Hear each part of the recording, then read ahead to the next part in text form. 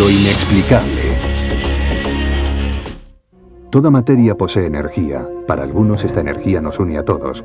Algunas personas afirman que pueden sentir esa energía, especialmente si fluye de un cuerpo desaparecido y muerto. Estas personas se llaman a sí mismas detectives psíquicos. ¿Se trata de un fraude o realmente ayudan a la policía a explicar lo inexplicable? Detectives psíquicos. Estamos en Alton, Illinois.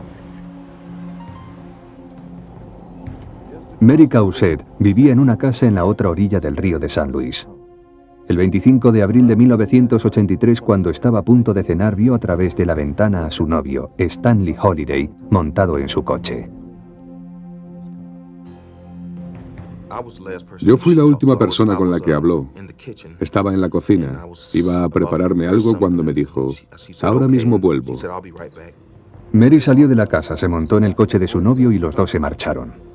Me empecé a preocupar la mañana siguiente cuando vi que no había vuelto. Ella era la típica persona que si va a salir llama a casa para ver cómo están los niños. Mary había desaparecido. Una semana más tarde, Holiday apareció en Nueva Jersey solo. Le habían arrestado por intentar robar en una gasolinera. Cuando estaba detenido, los oficiales de policía pudieron oír cómo le confesaba por teléfono a su hermana que había matado a Mary. Holiday dijo que pensaba que ella le era infiel. Discutieron y la echó del coche cerca de Peoria. Después la persiguió y la apuñaló 10 veces con un destornillador y dejó el cuerpo entre los arbustos. Holiday se negó a colaborar para recuperar el cuerpo. En octubre, las autoridades se pusieron en contacto con Robert Dubois para saber si alguien había encontrado algún cuerpo sin identificar cerca de Peoria. Pero nadie había visto nada. Como no disponía de los suficientes hombres para registrar a fondo la zona, el detective llamó a su amiga Greta Alexander, una conocida vidente que vivía cerca de allí. Alexander ofreció su ayuda desinteresada a la policía. Los detectives le preguntaron si había en el condado algún cuerpo abandonado. Ella contestó que sí, que había uno, e inmediatamente les dio algunas pistas psíquicas.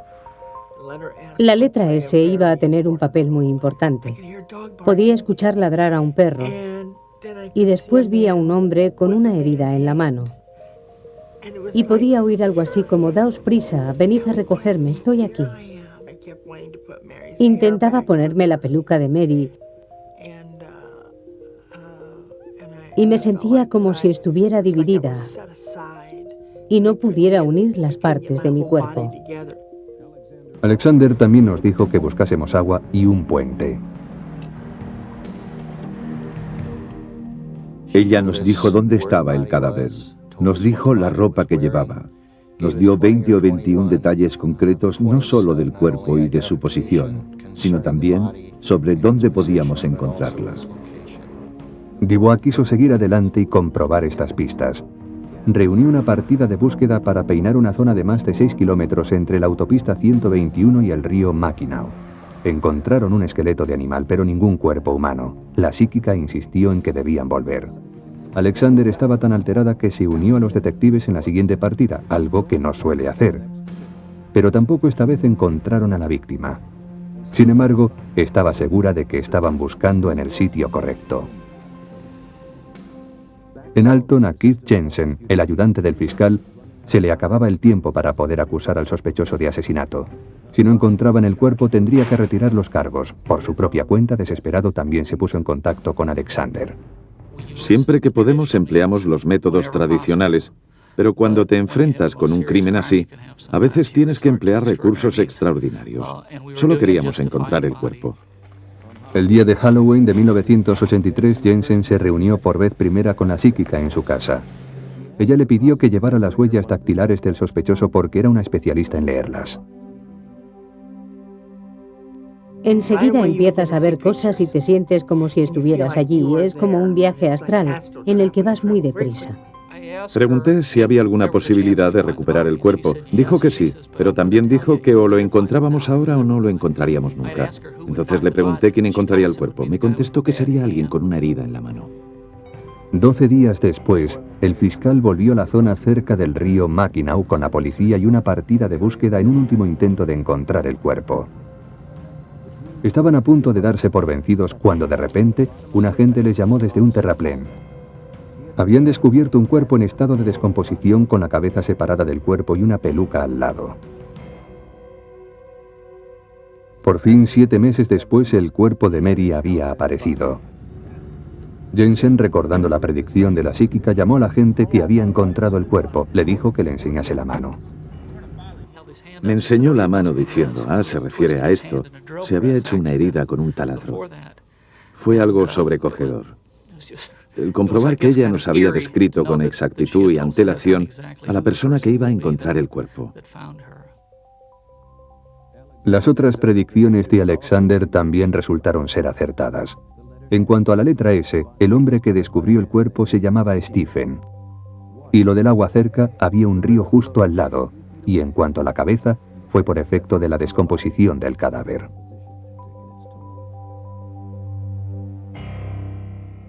¿Le habló el espíritu de Mary Causet a Greta Alexander? ¿Sintió Alexander la energía del horrible asesinato de Mary? ¿Pueden los psíquicos entrar en el reino de lo inexplicable? Marcello Trucci, sociólogo y escritor, no tiene respuestas definitivas, pero está muy interesado en las predicciones de los psíquicos y en sus posibilidades. En las investigaciones de crímenes, lo más importante es ir a lo práctico. Esta fuente de información me ayuda a avanzar o a resolver el caso. Pues de la misma forma creo que es razonable pensar, no que Alexander tenga que ser una psíquica, sino que ha ocurrido algo especial y extraordinario. Los escépticos no opinan lo mismo. A los métodos que emplean los psíquicos los llaman la técnica shotgun, es decir, se limitan a dar unas cuantas pistas muy generales. Hablan de heridas, números, colores o puntos de referencia, de modo que parece que están siendo muy específicos, pero es la gente la que hace que todo eso encaje. Todas esas predicciones fueron tan vagas que en realidad no querían decir nada. Ward Lucas, un periodista de investigación de Denver, ha escrito mucho desacreditando las aptitudes de los psíquicos. Después de hablar con uno de los detectives involucrados en este caso, Ward le dedicó un capítulo de su libro Sabuesos psíquicos.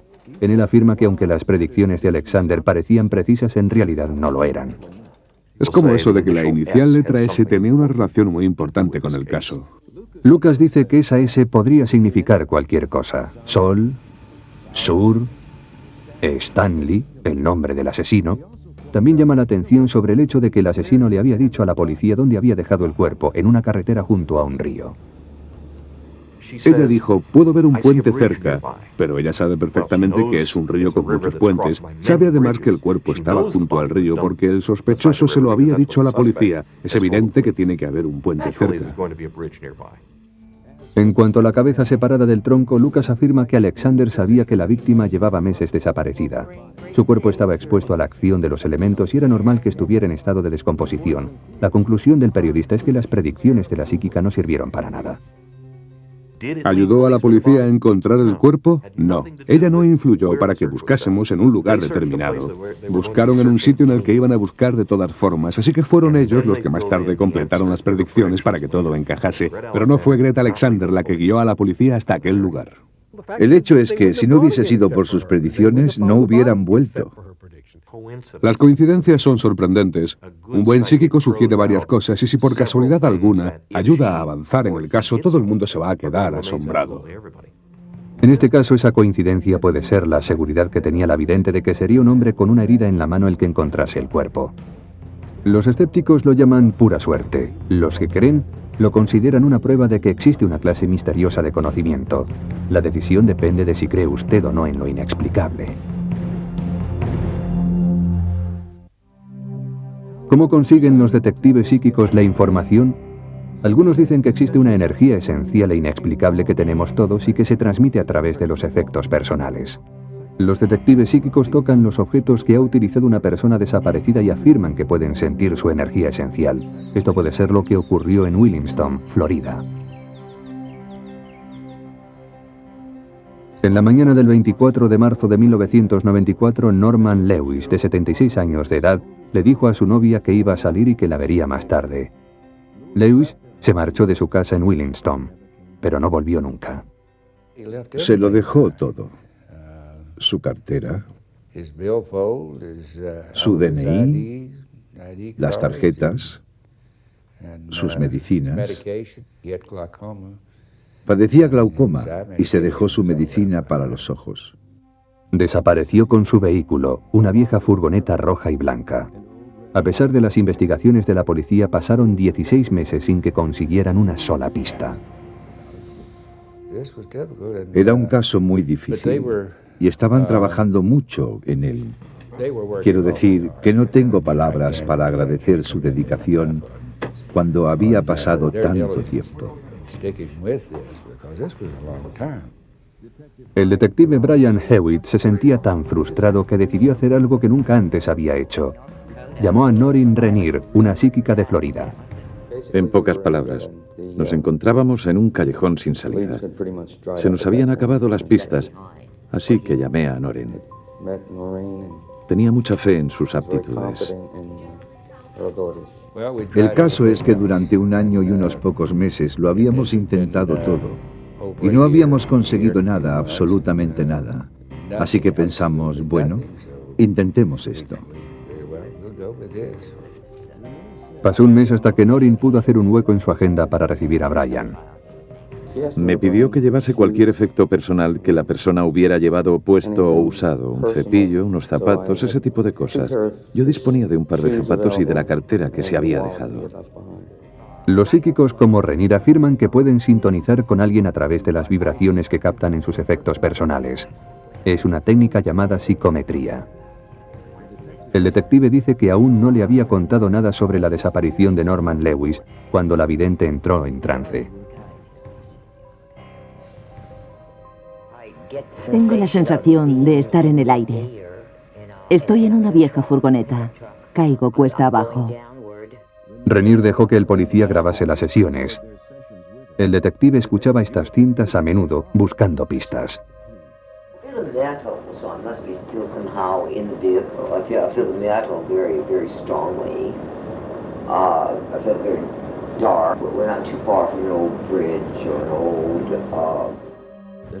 A veces ella era Norman, otras veces era Noreen y otras era la furgoneta. La parte que recuerdo con más claridad y que se me ha quedado grabada es que estoy en el aire, dentro de una furgoneta, y que estoy cayendo. Se veía a sí misma cayendo desde una especie de precipicio. Nos dijo que la persona que buscábamos todavía estaba dentro de la furgoneta. Se sentía encerrada o rodeada de metal. Y nos dijo que no podíamos ver la furgoneta debido a la vegetación. La policía pensó que la psíquica había dado con algo. Ella también les dio otras pistas. Les dijo que prestaran mucha atención a los números 1, 2, 3, 4 y 5, que buscaran ladrillos rojos, un puente y las vías del tren. Incluso señaló una zona en un mapa y les dijo que encontrarían a Lewis en algún lugar dentro de esa zona. El detective intentó descifrar las pistas que le había dado. Recorrió incansable a pie más de 80 kilómetros por la zona que ella había señalado. Le picaron insectos y serpientes. Era una zona llena de antiguas canteras cubiertas de agua y de simas. Por fin, después de 2 meses, encontró ladrillos rojos junto a una cantera. Al final llegó a un lugar en el que se encontró con al menos una de las pistas. Estábamos bastante desanimados porque habían pasado ya varias semanas. Entonces, en aquel lugar y oculta por arbustos, el detective encontró una vieja estructura que parecía un pequeño puente. Estaba convencido de que había encontrado el lugar acertado. Pidió a algunos buceadores locales que buscasen en la cantera, pero el agua era tan profunda y había tantas plantas que no pudieron ver nada. El detective, sin revelar que todo se basaba en pistas psíquicas, pidió ayuda a la Marina. Un equipo especial acudió con sofisticados detectores de metal. Tras casi 2 días de búsqueda, empezaron a recibir unas señales muy fuertes. Se dieron cuenta de que había algo muy grande atrapado entre las plantas. Al día siguiente, casi 2 años y medio después de su desaparición, una grúa sacó el cuerpo de Norman Lewis y su vieja furgoneta. Estaban a 7 metros de profundidad de un agua turbia. El forense determinó que la muerte había sido por accidente y el caso fue cerrado. Todas las predicciones de Noreen habían sido correctas. Los ladrillos, el acantilado, el pequeño puente, el agua y un cuerpo encerrado entre el metal. Y además otra aparente coincidencia. El detective Hewitt encontró vías de tren abandonadas cerca de la cantera. Sorprendente, ¿verdad? ¿Puede Renier percibir una energía que la ciencia no detecta? Su poder como psíquica le hace estar conectada con una dimensión desconocida de conocimiento. El profesor Gary Posner, fundador del grupo Escépticos de Tampa Bay TBS, lo pone en duda. Si la policía viniera a verme creyendo que soy un psíquico y yo quisiera engañarles haciéndoles creer que lo soy, y si dispusiera de un día, o como en este caso un mes, para prepararme, podría haber dado las mismas pistas que dio Noreen, porque cualquiera podía obtener la misma información. Gary Posner se refiere a los artículos de periódico en los que se hablaba de la desaparición de Norman y de su furgoneta y que también describían la zona de Williamston. Posner asegura además que un detective de verdad conseguiría un mapa de la región en el que vería que había vías de tren en toda la zona y que estaba llena de simas y de canteras cubiertas de agua.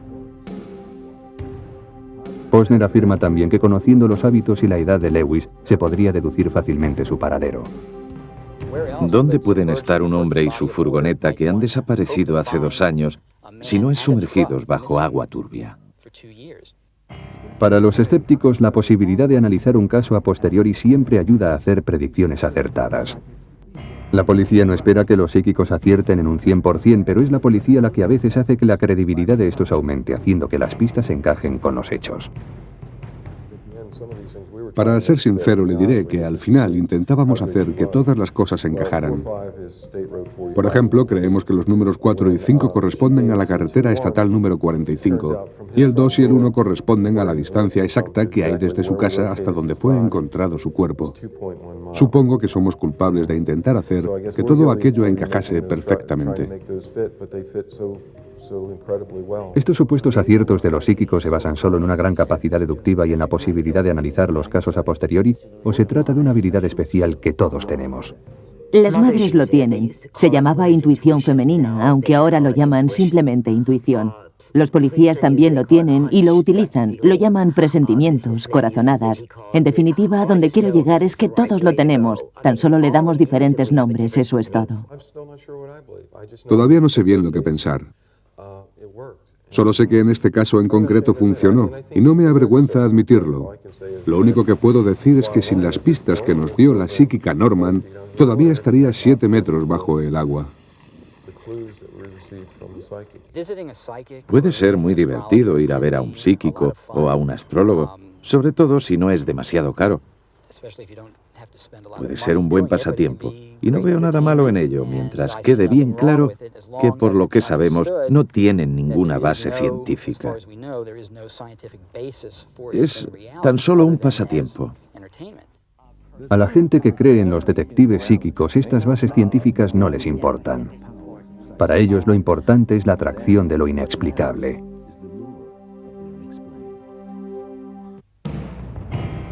¿Poseemos todos aptitudes psíquicas? ¿Podría cualquiera entrar en esa otra dimensión, aunque solo fuera un instante, y no volver a entrar nunca más? Sería algo así como un encuentro con lo inexplicable único en la vida.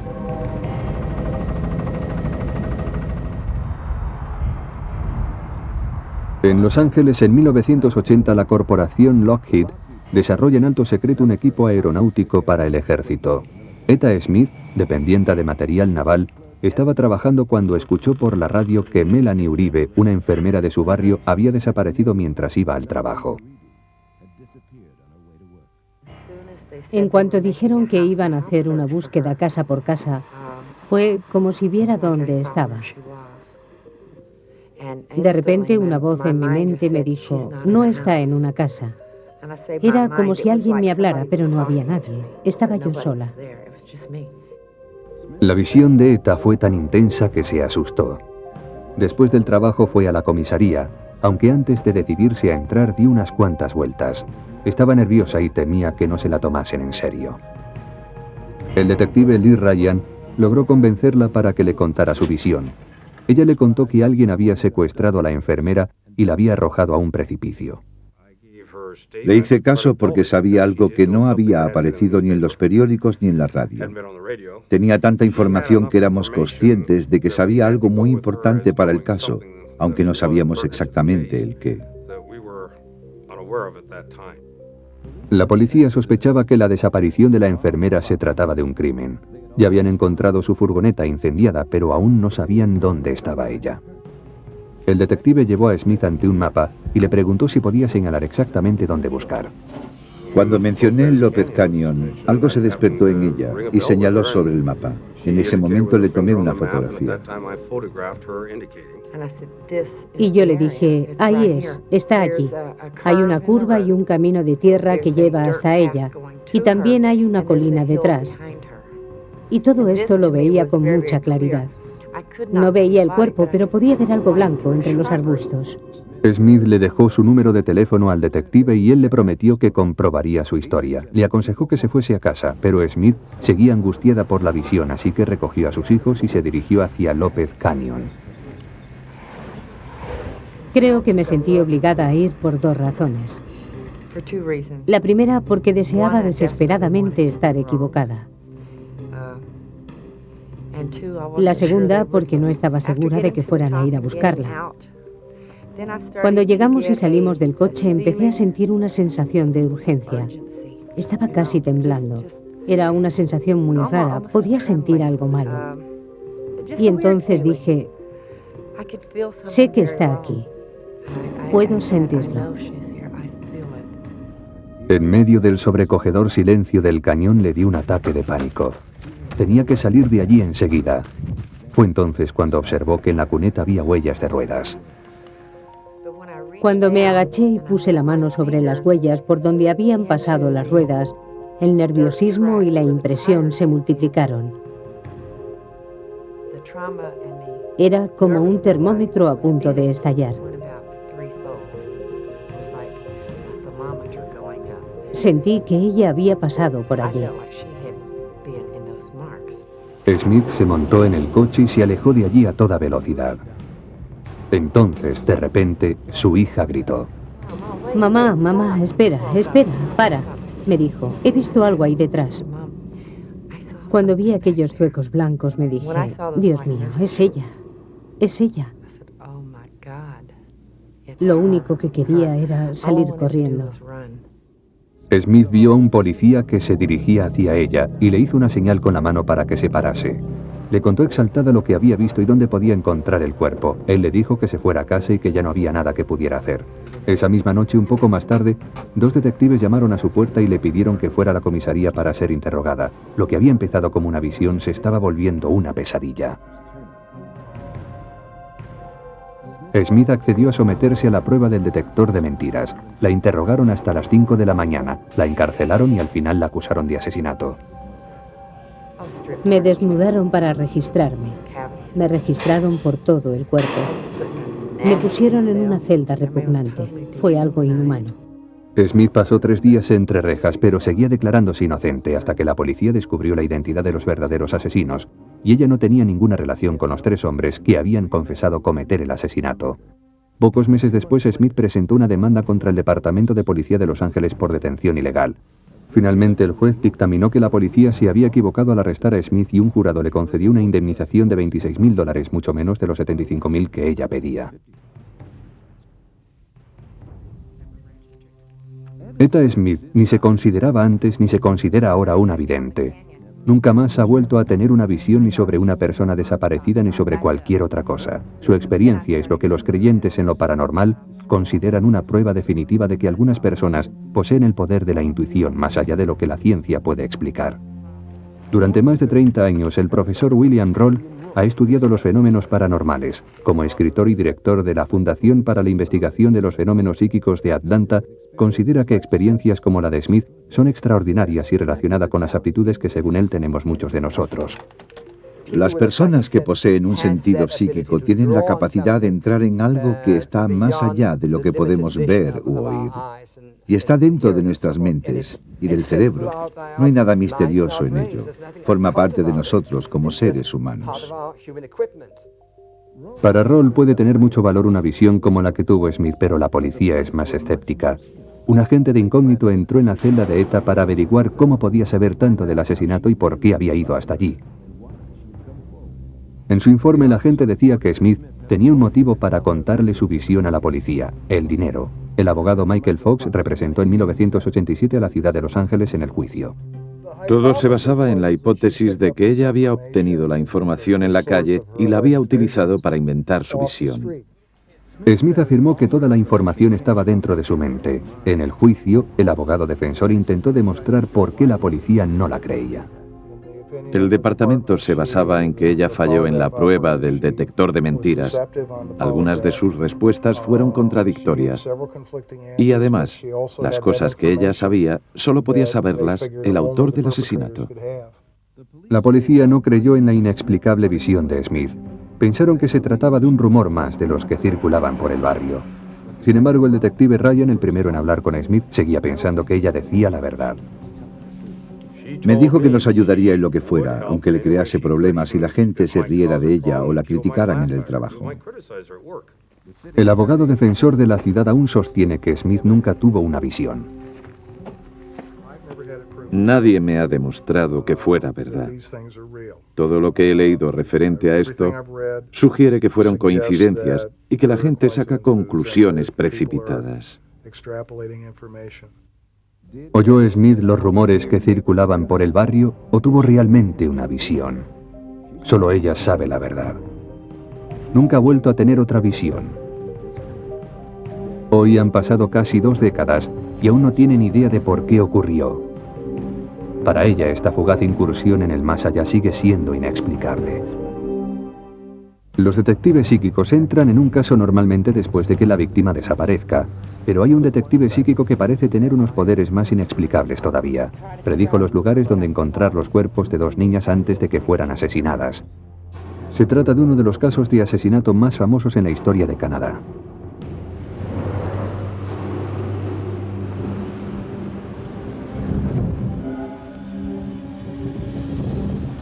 El sargento Larry Maracle de la policía de St. Catharines en Ontario se encontraba en un punto muerto. Durante 2 años sus compañeros y él habían intentado encontrar el cuerpo de una niña desaparecida. Melanie Warner desapareció en marzo de 1991 de su casa cerca de las cataratas del Niágara. Como no tenía nada que perder, la policía acabó acudiendo a un detective psíquico. Esta es Dorothy Allison, una de las psíquicas más famosas de América. Dorothy nos pidió una fotografía de la niña. También nos pidió algún objeto pequeño que le perteneciera. Nos preguntó la fecha y la hora de su nacimiento. Allison utilizó toda esta información para hacer una carta astral. Después llamó por teléfono y describió una escena horrible. Les dije que esta chica estaba enterrada en un bloque de cemento y que solo una pierna sobresalía. Sin embargo, durante la conversación les dije que lo único en lo que podía pensar era en encontrar a otra chica. El sargento Maracle no sabía qué hacer. La única chica que había desaparecido era Melanie Warner. Pasaron 3 meses sin que avanzase en el caso. Entonces Allison accedió a ir a Canadá para ayudarle. Una de las veces que estaban recorriendo en coche los alrededores de un lago cerca del pueblo de Melanie, Allison dijo que estaba experimentando interferencias psíquicas, igual que le había ocurrido durante la primera conversación telefónica. Insistió en que veía a otra chica y en que algo terrible le estaba pasando. Sabía que la habían arrojado al agua allí mismo y que lo primero que verían sería su pierna. Pero todo esto seguía sin tener sentido para el sargento Maracle porque estaba seguro de que nadie más había desaparecido. Fue entonces cuando se enteró de que en comisaría se acababa de recibir un informe sobre una niña de 14 años, Leslie Mahaffey. También había desaparecido. 2 semanas después, un pescador hizo un terrible descubrimiento en un lago cercano. Encontraron un bloque de cemento cerca de la orilla con lo que parecía una pierna saliendo de él, tal y como había dicho la psíquica. Al día siguiente, encontraron otro bloque con el torso. Al final, encontraron 8 bloques y en cada uno distintas partes del cuerpo.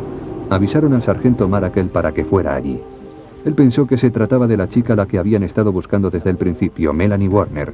Pero se quedó pasmado cuando los forenses identificaron el cuerpo como el de la otra chica, Leslie Mahaffey, desaparecida 2 semanas antes. La chica que la psíquica había visto en sus visiones. Las predicciones de Allison no ayudaron al sargento a encontrar a la chica que buscaba, pero el sargento cuenta que Melanie Warner tenía algunos parecidos con la chica que habían encontrado. Las 2 medían 1,60 o 1,61 y pesaban unos 60 kilos. El color normal de su pelo era castaño, pero cuando murieron las 2 eran rubias. Las 2 llevaban pulseras. Tenían una serie de parecidos que probablemente provocaron ese cruce en la visión de la psíquica. La policía se concentró en encontrar al asesino de Leslie, pero todos los esfuerzos fueron en vano. Pasó casi un año hasta que el sargento se decidió a volver a pedir ayuda a la psíquica. Era abril de 1992. Dorothy Allison les dijo que encontrarían el cuerpo de otra víctima antes de una semana, pero que no sabía quién era el asesino. Y volvió a pasar lo mismo. Nadie había informado de una desaparición, pero una semana después, Kristen French fue secuestrada y asesinada. Las pistas que había dado la psíquica eran escalofriantes, muy precisas y, según el sargento Marakel, absolutamente exactas. Nos dijo que había sido estrangulada y que la encontraríamos entre la maleza. Se podría oír un goteo y había un viejo desagüe cerca. De hecho, se podría oír el agua salir de la alcantarilla formando un pequeño arroyo. Y al otro lado, un gran campo cercado por una valla blanca. La policía no tenía pistas y en el fondo los psíquicos no les ayudaban a solucionar el caso. Tuvieron que pasar algunos meses y otro asesinato antes de que Karla Homolka se decidiera a confesar que ella y su marido, Paul Bernardo, eran los asesinos que estaban buscando. Se había resuelto uno de los casos de asesinato más crueles en la historia de Canadá. ¿Pueden ver los psíquicos el futuro? En este caso nadie puede acusar a Allison de conseguir información de los medios de comunicación, ya que ella tuvo las visiones antes de que el cuerpo de Leslie Mahaffey desapareciera o de que se descubriera el de Kristen French. ¿Cómo lo hizo? Incluso los investigadores de los fenómenos paranormales admiten que este tipo de percepción extrasensorial llamada precognición es inexplicable. ¿Cómo podemos saber algo que no ha pasado todavía? La respuesta es que no hay ninguna explicación. Y lo único que podemos hacer es aceptar la postura de algunos eminentes físicos que aseguran que no es algo imposible en el campo de la física cuántica. Algunos escépticos, como el periodista de investigación Michael Dennett, aseguran que no hay nada de inexplicable en las predicciones de Allison. Es una cuestión de lo que queremos creer. Lo que intentamos hacer como seres humanos es buscar coherencia a lo que no tiene sentido o a las cosas que no tienen relación entre sí. Lo que ella dijo fue, ve otro cuerpo, o quizás sea otro cuerpo.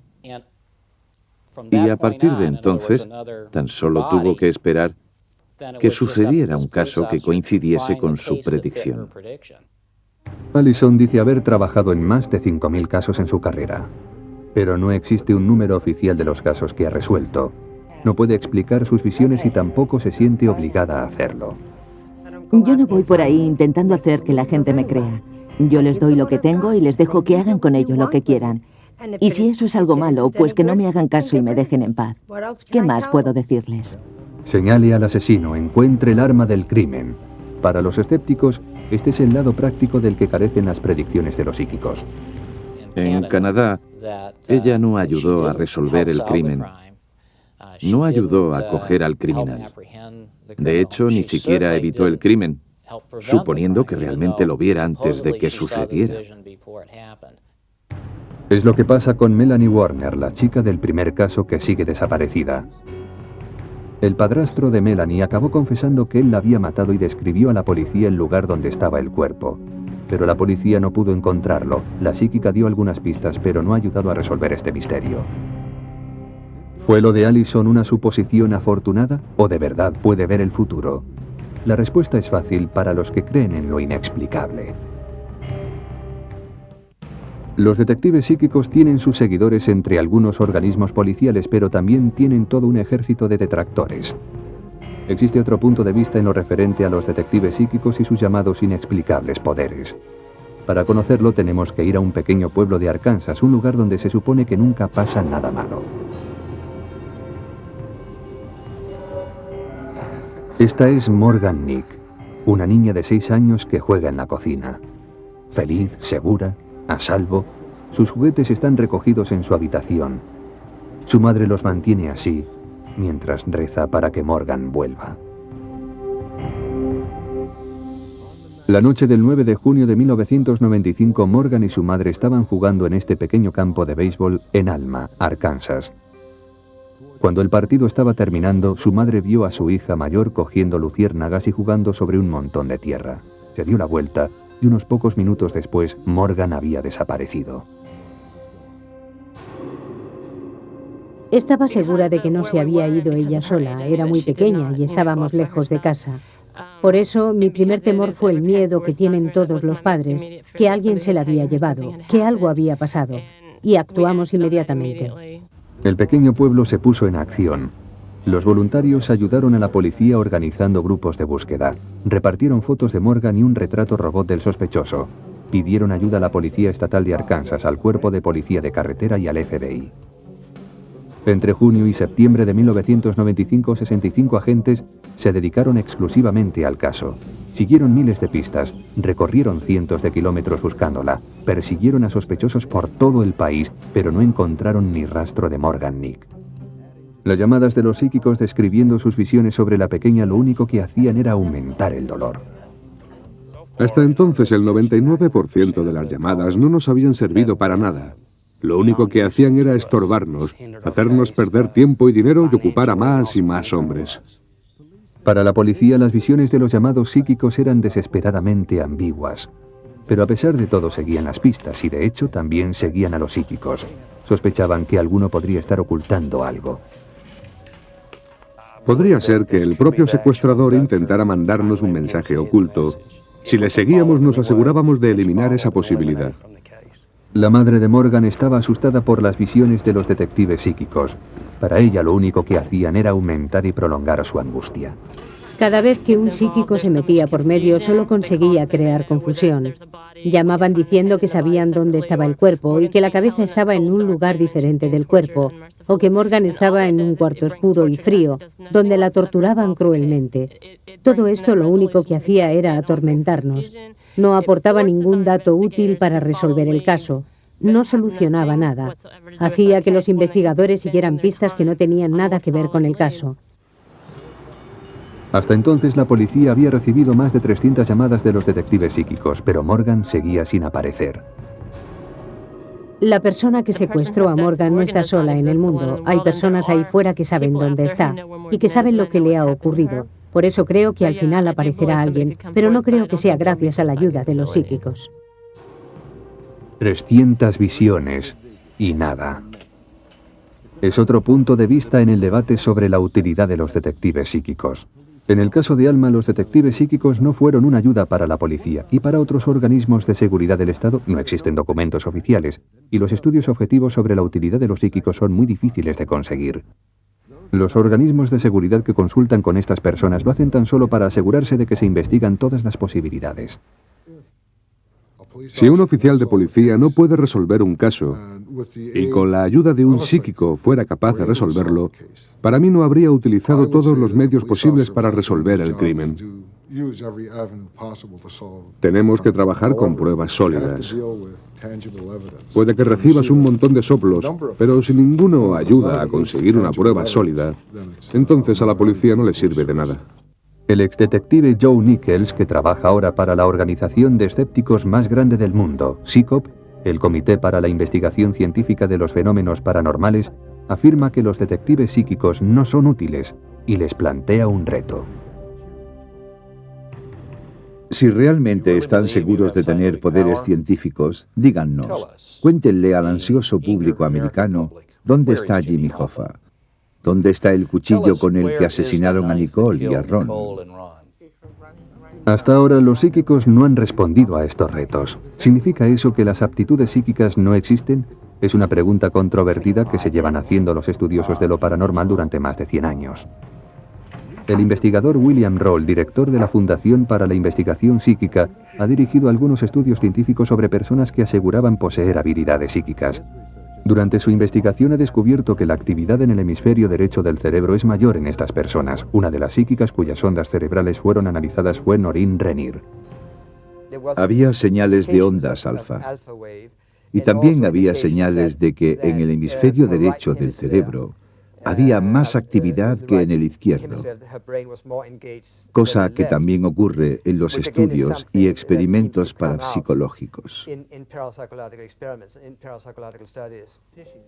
Algunos investigadores también exploran las posibilidades de la precognición, es decir, de ver el futuro. Sugieren que eso es lo que pasó cuando Allison tuvo las visiones de los 2 asesinatos. Los investigadores quieren saber si existe realmente la precognición y, en este caso, cómo se puede emplear de una forma práctica y útil. Están experimentando con la bolsa, comparando las visiones de los psíquicos con los resultados de la bolsa. Los que creen en lo paranormal esperan que este tipo de investigación consiga cambiar la opinión generalizada actual sobre la percepción extrasensorial. Richard Broughton es uno de los líderes mundiales en el estudio científico de la parapsicología. La palabra precognición ya suena un poco terrorífica. ¿Cómo va a ser posible que tengamos información sobre el futuro? Pero de hecho, muchos de mis colegas han estudiado el gran número de experimentos que existen. Se trata de experimentos muy controlados, utilizando ordenadores. Estos experimentos son para mis colegas un intento de hacer que las personas que tienen acceso a la información del futuro puedan utilizar esa información para tomar decisiones en el presente. El médico y escéptico Gary Posner responde que la investigación de los fenómenos paranormales no es científica. Propone que los experimentos se realicen bajo condiciones controladas y por investigadores objetivos. Él y muchos críticos acusan que los resultados de estas pruebas pueden ser reproducidos exactamente. No hay ningún argumento convincente que pueda hacer que un pensador racional y científico acepte que ha ocurrido un fenómeno paranormal o que existe el poder psíquico. No hay ninguna prueba irrefutable, ningún caso tan claro que pueda convencernos. El sociólogo Marcello Trucci no está de acuerdo con la opinión de estos críticos extremistas. Creo que se equivocan. La verdad es que se hacen controles rigurosos. Los problemas de reproducir exactamente o de la viabilidad son temas muy complejos. Existen muchos aspectos de la mente humana que no alcanzamos a comprender o a apreciar. En mi opinión, hay demasiados escépticos que simplemente no se toman este tema en serio. Para Trucci es una postura demasiado fácil y cómoda el rechazar rotundamente la noción de fenómeno psíquico. Sea lo que está pasando es un enigma, y creo que en gran medida resulta imposible explicarlos como hechos normales. No es para tanto, responden los escépticos. De hecho, están tan seguros de sus ideas que las organizaciones de escépticos de todo el mundo ofrecen recompensas a cualquier psíquico que pueda demostrar sus aptitudes. Si quieren ganar dinero, y aparentemente a algunos de ellos les gusta el dinero, si quieren ganar $1 millón fácilmente, hay muchos grupos de escépticos que ofrecen esa cantidad a todo el que quiera someterse a las pruebas y demostrar que tienen poderes psíquicos. Pero le aseguro que ninguno va a aceptarlo, o que si lo hacen, fracasarán en las pruebas. Toda esta historia de los fenómenos psíquicos es algo sórdido y triste. Simplemente no hay pruebas que los demuestren. Los psíquicos han ignorado estas propuestas alegando que su historial es la mejor recompensa. Llevo en esto 18 años. No hubiera sobrevivido tanto si no fuera buena haciéndolo. Mucha gente me dice que si puedo hacer esto, ¿por qué no me toca la lotería? Para mí es más importante encontrar a un niño y devolverle a su casa sano y salvo. Eso es algo que todo el dinero del mundo no puede comprar. La verdad sobre los detectives psíquicos y su utilidad para las fuerzas de la ley son hoy en día desconocidos. A pesar de que se lleva investigando científicamente durante más de un siglo, se sigue cuestionando la existencia de las aptitudes psíquicas, aunque hay detectives que creen en ellas como en un instrumento adicional de investigación. Sin embargo, en algún momento, de una forma espectacular, un psíquico hará una predicción tan precisa que cuando se cumpla, resultará imposible hablar de una coincidencia, asombrará a la opinión pública y nos dejará reflexionando en las posibilidades de lo inexplicable.